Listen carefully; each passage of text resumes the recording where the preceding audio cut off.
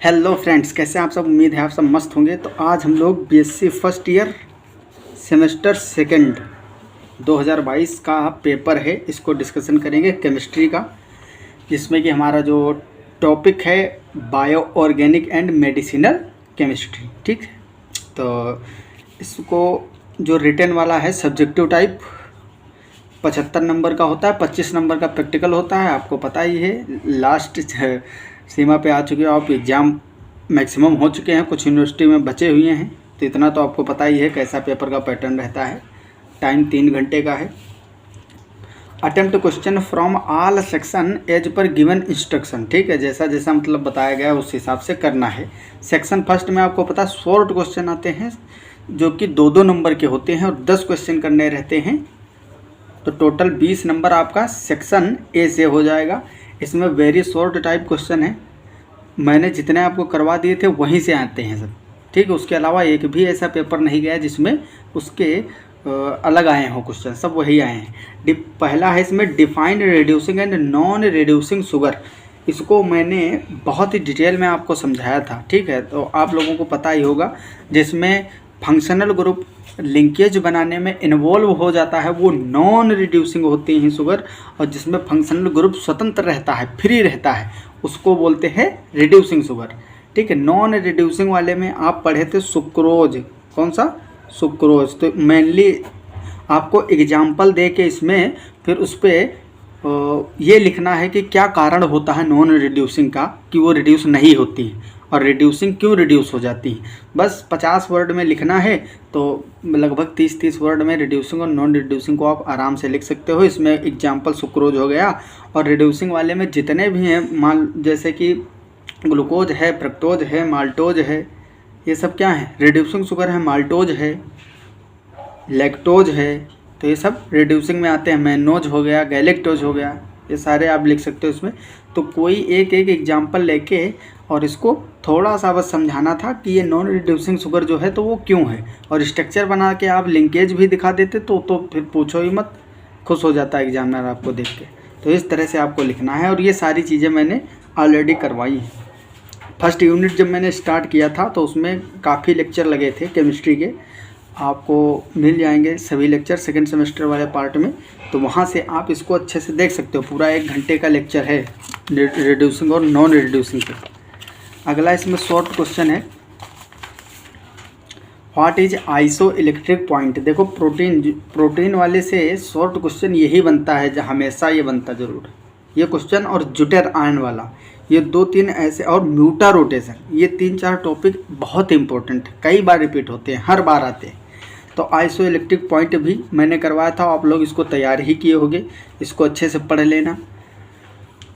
Give the full form of DNA and RNA. भाई 9th 10th में हमसे ये क्वेश्चन पूछा जाता था, बोर्ड एग्जाम में 10th में आता था, आप सबको रटा हुआ है। देखो डीएनए आरएनए का फुल नेम पूछा जाता था, और किसका पूछा जाता है? एनएडी का पूछा जाता था, एफएडी का पूछा जाता था, एडीपी का पूछा जाता था, और एटीपी का।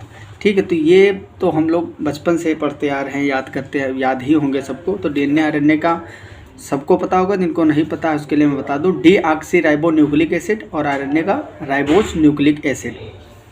अगला इसमें क्वेश्चन था, question number 4, right the formula of aspirin. इससे पहले वाली क्लास में मैंने कहा था भैया पैरासीटामोल और एस्पिरिन का आप ज़रूर याद करके जाइएगा फॉर्मूला। एस्पिरिन का एसिटिल, इसका पूरा नाम जो होता है वो होता है एसिटिल सैलिसिलिक एसिड, या एसिटिल सैलिसिल्डिहाइड बोल सकते, सैलिसिलिक एसिड। इस तरह से इसका स्ट्रक्चर बनता है। एक OH ग्रुप होता है, और यहाँ पे क्या होता है? C+O CH3। ठीक है, ये एसिटिल ग्रुप होता है, तो एसिटिल सैलिसिल्डिहाइड इसको बोलते हैं। एस्पिरिन का पैरासीटामोल में क्या होगा?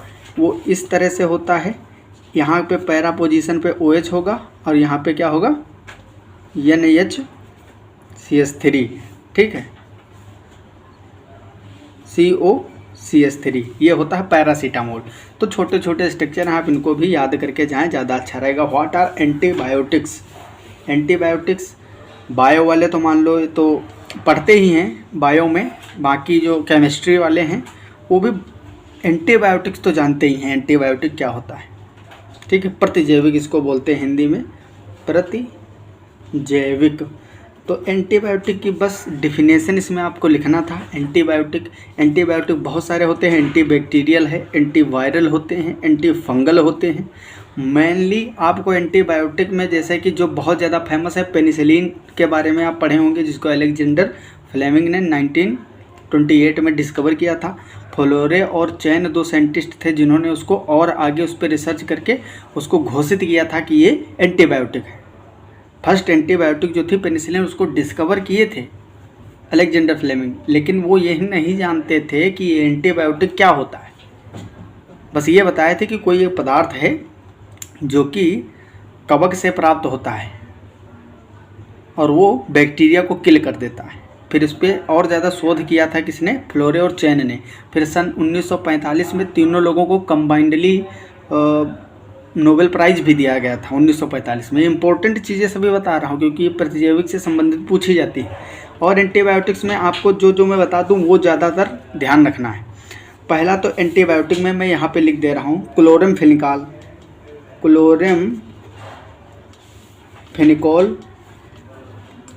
टेट्रासाइक्लिन,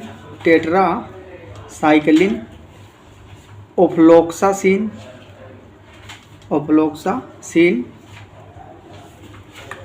और इसमें आ जाएगा तुम्हारा पेनिसिलिन तो होगा ही, पेनिसिलिन, ठीक है। ये कुछ इम्पोर्टेंट है जिन पे आपको थोड़ा सा जो है फोकस बना के रखना है एंटीबायोटिक वाले सेक्शन में।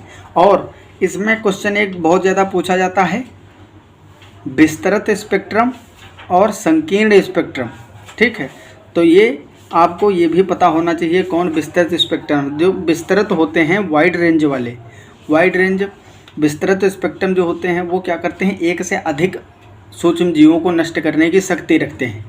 जैसे कि पेनिसिलिन जो है, पेनिसिलिन ये नैरो स्पेक्ट्रम वाली होती है। संकीर्ण स्पेक्ट्रम मतलब ये स्पेसिफिक जीवाणु को ही मारती है, बाकियों को नहीं हानि पहुंचाएगी। वहीं आप ओफ्लाक्सासिन अगर यूज कर लोगे, ओफ्लाक्सासिन, तो ओफ्लाक्सासिन ये वाइड रेंज होती है, वाइड स्पेक्ट्रम, विस्तृत स्पेक्ट्रम वाली प्रतिजैविक एंटीबायोटिक। ये क्या करती है, इसको खा लो तो कई सारे ऐसे जीवाणु हैं जिन पे इसका इफेक्ट होता है, बैक्टीरिया पे। तो ये आपको पता होना चाहिए, वाइड रेंज और वाइड स्पेक्ट्रम और नैरो स्पेक्ट्रम वाले।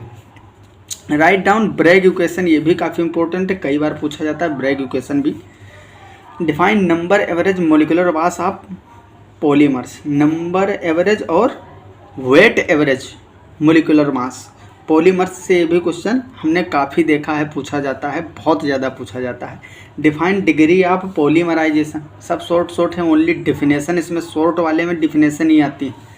अगला question, write down the name and structure of one polymer synthesized via step growth polymerization. भैया मैंने स्टेप ग्रोथ पॉलीमराइजेशन की पूरी मैकेनिज्म आपको बताई है। इस बहुत सारे ऐसे हैं स्टेप ग्रोथ वाले, किसी एक का एग्जाम्पल स्ट्रक्चर सहित आपको लिख देना है। What are synthetic dyes, dyes पे भी मैंने करवा दिया। देखो पॉलीमर और डाई, इन दोनों का कंप्लीट यूनिट मैंने मात्र 50 मिनट में करवाई, 35 मिनट में 2 यूनिट ही ख़त्म है। उसको आप देख लोगे, वहाँ पूरा आंसर भी आपको मिल जाएगा और विद आंसर समझाया भी है अच्छे से, ठीक। तो वहाँ से आपका आंसर भी नोट कर सकते हो वीडियो लेक्चर से। और जो डाइज और पॉलीमर्स हैं उसकी पूरी, उसमें जितने भी कंडेंसेशन पॉलीमर हैं, पॉलीमर की बात अगर करें तो उसमें नायलॉन 6 है, नायलॉन 2,6 है, ठीक है, और नायलॉन 6, इसके अलावा टेरिलिन जिसको डेकरान बोलते हैं, ग्लिप्टल हो गया, बैकेलाइट हो गया, नोवोलेक हो गया, फिनाल फार्मेल्डिहाइड रेजिन हो गया, ये सारे कंप्लीट करवाया है मैंने उसमें। पॉलीथीन हो गया, ठीक है, और पॉलीटेट्राफ्लोरीन जो होता है ना, टेट्राफ्लोरोइथेन जिसको टेफ्लॉन बोलते हैं, टेफ्लॉन भी उसी में मिल जाएगा। ब्यूनायन, अक्रिलोनाइट्राइन, स्टाइरीन, ठीक है, ये सब उसमें मैंने कवर करवाया। सिंथेटिक डाइज में जितने भी हैं, मेथिल ऑरेंज हो गया, ठीक है, और फिनोल्फथेलिन हो गया, इंडिगो डाई हो गई, अरे जितने भी इंपॉर्टेंट है सिंथेटिक डाई और जो नेचुरल डाई हैं उन सब को मैंने लिखवाया है, डिफिनेशन वगैरह सब। व्हाट आर सिंथोन्स, फिर write the structure of chlorpromazine and chloramphenicol. देखो ये मैंने बोला था ना, क्लोरमफेनिकॉल बहुत आता है, कि इसमें भी पूछा गया क्लोरमफेनिकॉल और क्लोरोप्रोमाजीन। ओफ्लाक्सासिन हो गया, टेट्रासाइक्लिन हो गया, क्लोरमफेनिकॉल हो गया, ये सब बहुत ज़्यादा पूछे जाने वाले हैं। ठीक, एम्पीसिलिन बहुत इंपॉर्टेंट, एम्पीसिलिन। ठीक है, एम्पीसिलिन पे भी काफ़ी क्वेश्चन पूछे जाते हैं। ये पेनिसिलिन से ही बनाई गई है एम्पीसिलिन।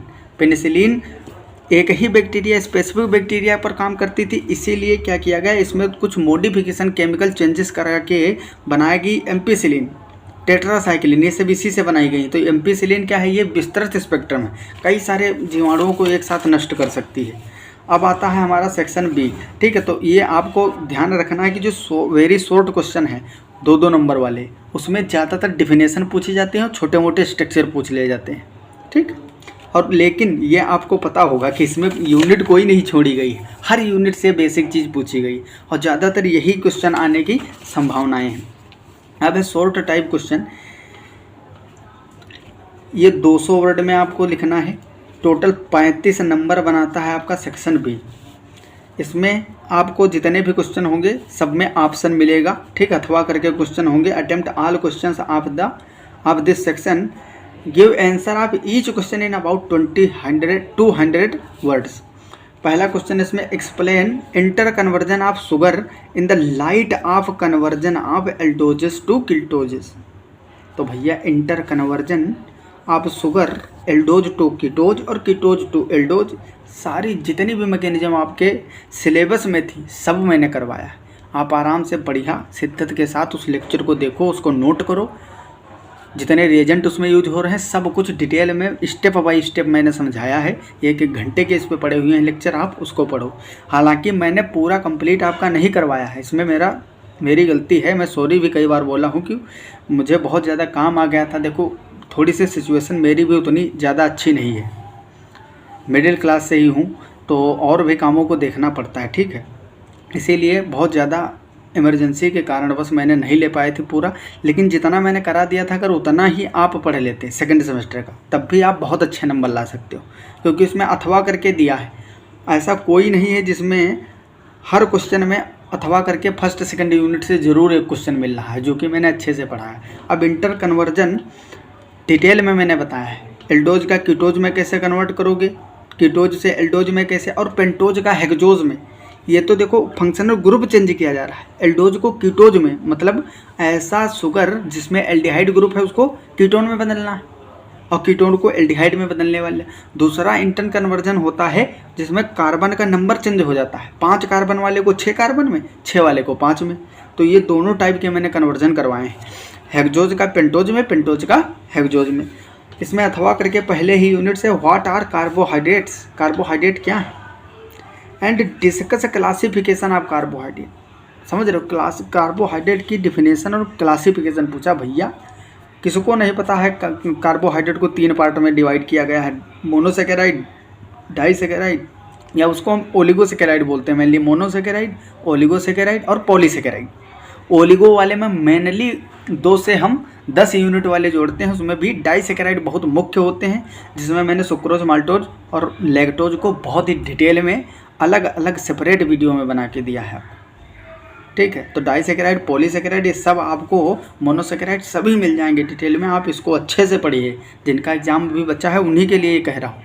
ठीक है, यही सारे क्वेश्चन देखने को मिलेंगे। Describe zwitter ion structure and isoelectric point of amino acid. देखो आइसोइलेक्ट्रिक पॉइंट 2 बार आ गया, शॉर्ट में भी, वेरी शॉर्ट में भी आया, इधर शॉर्ट में भी आ गया। ज्यूटर आयन आपको पता ही है, आप अमीनो एसिड पढ़े हो, जैसे कि अमीनो एसिड में क्या होता है, COOH एक कार्बोक्सिलिक ग्रुप होता है, और इसी कार्बन से जुड़ा एक हाइड्रोजन आयन होता है, एक होता है NH2 अमीन ग्रुप, और एक होता है R ग्रुप। ये बेसिक स्ट्रक्चर होता है, बेसिक यूनिट होती है प्रोटीन की। ठीक है, तो ये है amino acid. R group change होता जाएगा, तो इसमें क्या होगा, R ग्रुप के चेंज होने पर अलग अलग प्रकार के अमीनो एसिड बनते जाएंगे। टोटल 21 टाइप के अमीनो एसिड होते हैं, इसके 64 कोडोन बनते हैं। 64 में से 4 कोडोन ऐसे होते हैं, 3 कोडोन ऐसे होते हैं जो किसी भी प्रकार का अमीनो एसिड कोड नहीं करते हैं, उनको समापन कोडोन बोलते हैं। और 61 ऐसे होते हैं, 61 टाइप के कोडोन से बनते हैं 21 अमीनो एसिड। ठीक है, तो कोडोन भी, जेनेटिक कोड भी इसमें पूछा जाता है, क्योंकि जो न्यूक्लिक एसिड वाला पार्ट है वहाँ से। तो इसमें अच्छे से समझो ज्यूटेरायन होता क्या है। ज्यूटेरायन में क्या होता है, जो ये अमीनो एसिड हैं, बहुत सारे अमीनो एसिड के मोलिक्यूल, मतलब जब एक हम वॉच ग्लास में या फिर टेस्ट ट्यूब में लेते हैं अमीनो एसिड का सोल्यूशन, तो उसमें क्या होता है, ये ध्रुवित रूप में प्रेजेंट होता है। ये एसिड है, तो एसिड की प्रवृत्ति क्या होती है कि ये प्रोटॉन को डोनेट करे, H+ को डोनेट करे, और इसके पास लोन पेयर है नाइट्रोजन के पास, तो ये कैसा है, बेस के जैसे बिहेव करेगा, क्षार के जैसे। तो इसकी टेंडेंसी है किसी चीज़ को एक्सेप्ट करने की, प्लस चार्ज वाले को, उसको ये 2 इलेक्ट्रॉन दे और एक्सेप्ट करे। तो यहाँ से ये जो H+ आयन है ये निकल जाता है और ये आ जाता है यहाँ, और ये जो है अपने इलेक्ट्रॉन H+ को दे देता है। तो ये ओवरऑल बन कैसे जाता है, एक हाइड्रोजन जुड़ा होगा इससे, और COO-R, और यहाँ पे NH3+। ठीक है, क्योंकि इसने इलेक्ट्रॉन इसको दिए, H जुड़ गया, तो इस पर जिसने इलेक्ट्रॉन अपने डोनेट किए उस पर प्लस चार्ज आएगा ना, तो नाइट्रोजन पे आ गया। इसको बोलते हैं ज्यूटेरायन। तो जितने भी अमीनो एसिड होते हैं मेनली ज्यूटेरायन के रूप में सोल्यूशन में प्रेजेंट होते हैं, क्योंकि ये बहुत ज़्यादा एसिडिक है, ये बेसिक होता है अमीनो ग्रुप, इसीलिए ही एसिड बेस की तरह अपनी रिएक्शन करके फिर इसी फॉर्म में रहते हैं, जिसको बोलते हैं ज्यूटेरायन। क्या बोलते हैं, ज्यूटेरायन। ठीक है, तो ये ज्यूटेरायन स्ट्रक्चर है, इसके बारे में थोड़ा सा बता देना है कि ये एसिडिक होता है, ये बेसिक होता है, इसीलिए ये प्रोटॉन को डोनेट करता रहता है, इसके पास लोन पेयर है, एक्सेप्ट कर लेता है, इसलिए जो अमीनो एसिड होते हैं वो ज्यूटेरायन के रूप में एग्जिस्ट करते हैं। आइसोलेटिव पॉइंट आप लोग जानते ही हो, इस पर भी थोड़ा सा लिख देना है, बस आपका काम तमाम। अथवा करके अगर ये नहीं आता है तो आपको यहाँ पे ऑप्शन भी मिल रहा है, give the full form of DCC, describe its role for the formation of peptide linkage. Protein से पूछा गया है, प्रोटीन से ये भी है। अगला क्वेश्चन है discuss the different laws of crystallography. बहुत इंपॉर्टेंट, क्रिस्टेलोग्राफी से तो भैया आता है ये question.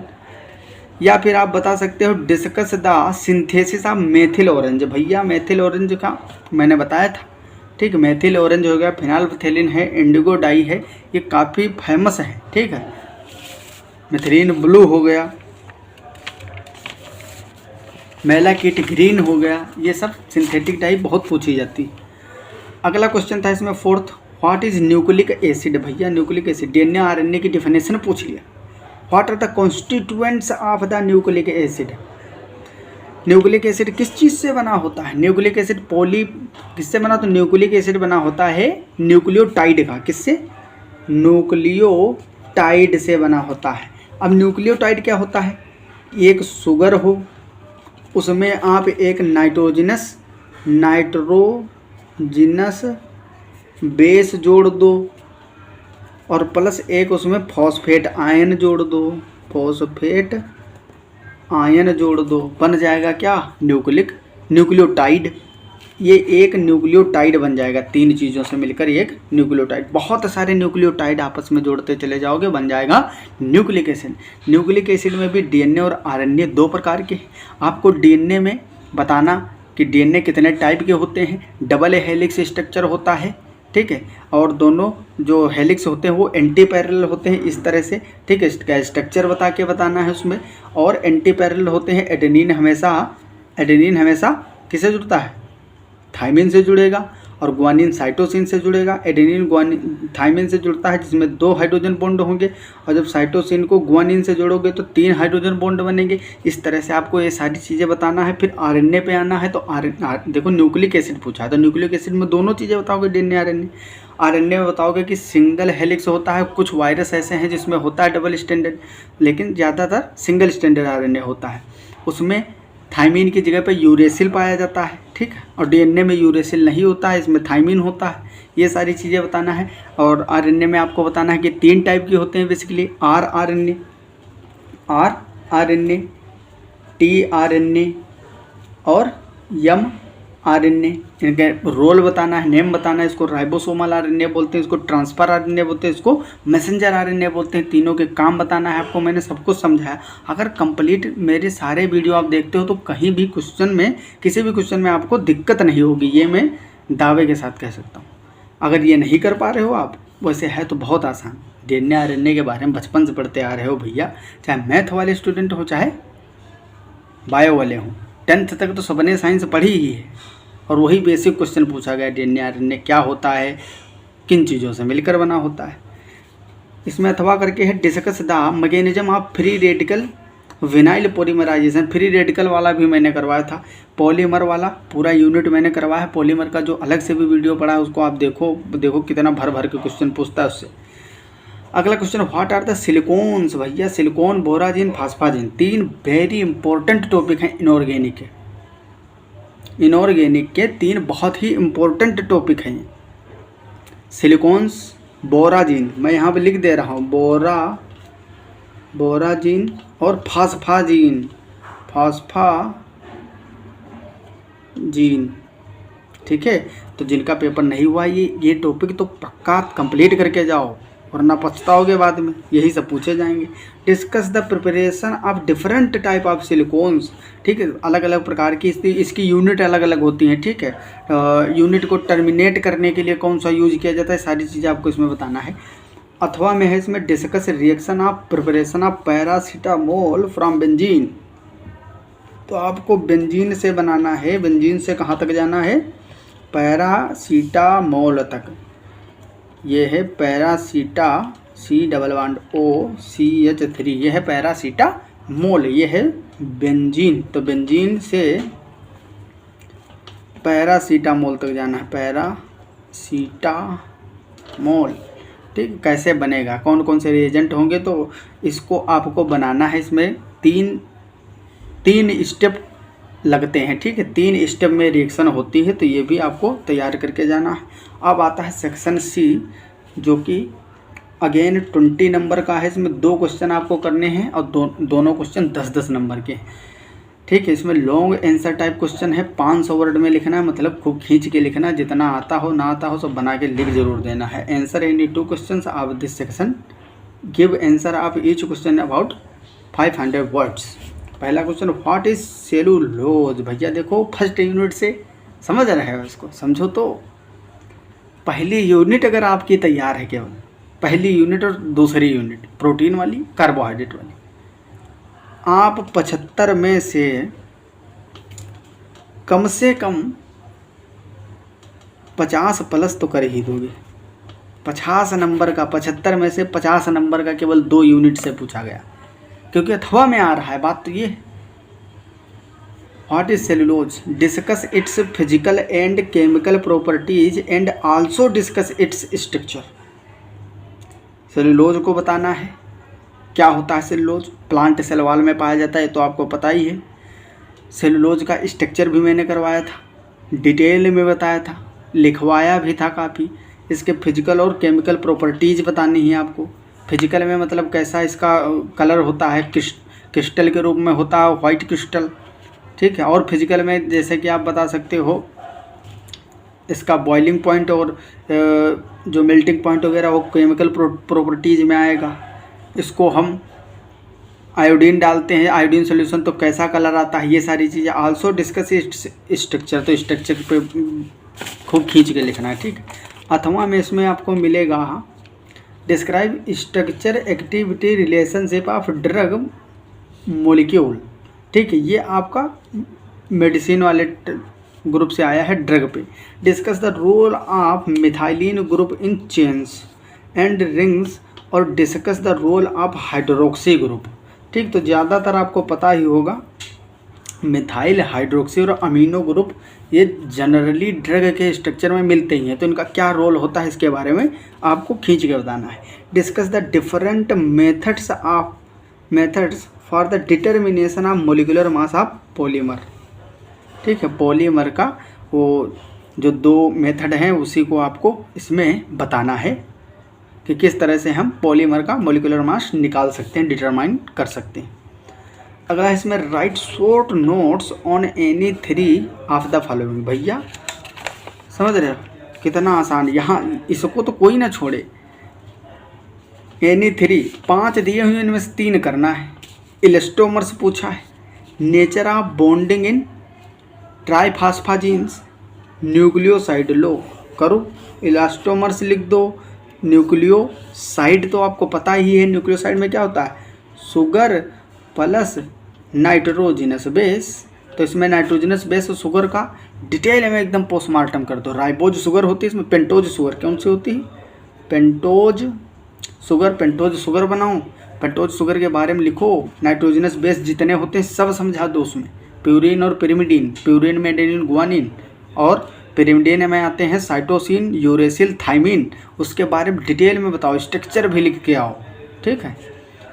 Anti inflammatory agents, anti inflammatory histamine वगैरह, ठीक है, सब सीरोटोनिन, हिस्टामिन और जितने हिपेरिन ये सब निकलते हैं ना, इन सब का यूज इसमें होगा। इन सब के बारे में बताओ। जेनेटिक कोड लो, जेनेटिक कोड पे आ गया तो इनमें से आप 3 तो आराम से कर सकते हो, 10 नंबर यहीं से आराम से आपको मिल जाएगा। तो कुल मिला के बात है ये पेपर बहुत ज़्यादा टफ नहीं आता, आप लोगों को डरने की किसी भी प्रकार की ज़रूरत नहीं है, जो आप पढ़े हो वही पूछा जा रहा है, समझ में आया, ठीक। जितनी यूनिट जितना आप कंप्लीट किए हो वहीं से पूछा जाएगा, उसको बार बार रिवाइज करते रहो। जिनका अभी एग्ज़ाम दूर है, काफ़ी टाइम है, 10-15 दिन की गैप है भी बीच में, तो आप लोग मतलब ऐसा भी कर सकते हो, जो यूनिट अभी बिल्कुल नहीं पढ़े हो, जो टॉपिक छूट गया है तुम्हारा, उसको आप कवर कर सकते हो, उसमें कोई दिक्कत नहीं होगी। बाकी जो आप पढ़े उसको रिवाइज करते रहो, नंबर अच्छे आएंगे, ठीक है। बस ये है लिख के आना, और पेपर में सब याद आ जाता है। वहाँ जब क्वेश्चन पेपर कर रहे हो तो वहाँ पे याद आ जाता है, बस बशर्ते बात ये है टाइम को ध्यान में रखना, वरना क्योंकि क्वेश्चन ऐसा ना हो शॉर्ट वेरी शॉर्ट वाले में आसान क्वेश्चन मिल गया, पूछा गया 50 वर्ड में, आप 500 वर्ड में लिख दिए, लास्ट में दिक्कत हो जाए आगे, ठीक है। कभी कभी ऐसा हो जाता है। एक स्टूडेंट थी, उसने किया था कमेंट कि देखो जितने मैंने क्वेश्चन बताए सब वो तैयार करके गई, फिर हुआ क्या हुआ, जो वेरी शॉर्ट थे वो सब आसान क्वेश्चन, वही जो मैंने बताया वही आ गए वहाँ। तो उसने क्या किया, उसको मतलब वो समझ ही नहीं पाई, इतना डूब गई उन क्वेश्चन में, 50 वर्ड की जगह पे 2-2, 300 वर्ड लिख दिया उसने, और लास्ट में क्या हुआ, उसकी कॉपी में जगह ही नहीं रहेगी ज़्यादा, ठीक है। तो जो लॉन्ग शॉर्ट पूछे गए थे वो लॉन्ग हो गए, और लास्ट में जो लॉन्ग वाले थे वो समय और कॉपी ना रहने के कारण शॉर्ट हो गए, समझ रहे हो। तो इस तरह का आपको नहीं करना। फिलहाल नंबर फिर भी उसको मिल जाएंगे, ऐसा नहीं पूरा मिलेगा अगर सही से लिखे हो, लेकिन ऐसी गलतियां आप ना करें तो ज़्यादा अच्छा है। ग्रेजुएशन लेवल पे आ गए हो, जो एग्जामिनर चेक करता है तो सारी चीज़ें सोचता है कि भैया तुम 20 साल के हो गए हो, 21 साल के, 12th पास हो, BSc कर रहे हो, फिर ऐसी गलतियां करोगे, चीज़ों को मैनेज नहीं कर पा रहे हो तो क्या करोगे। वो हर कुछ देख के फिर देता है नंबर। तो आपको ये सारी गलतियां नहीं करना है, एकदम चिल रहो, कोई दिक्कत नहीं है, ठंडे दिमाग से बैठ के पढ़ाई करो, रिवीजन करते रहो, एंजॉयमेंट करो, कोई दिक्कत नहीं है। मिलते हैं अगली क्लास में, तब तक के लिए okay bye, all the very best, जय हिंद जय भारत।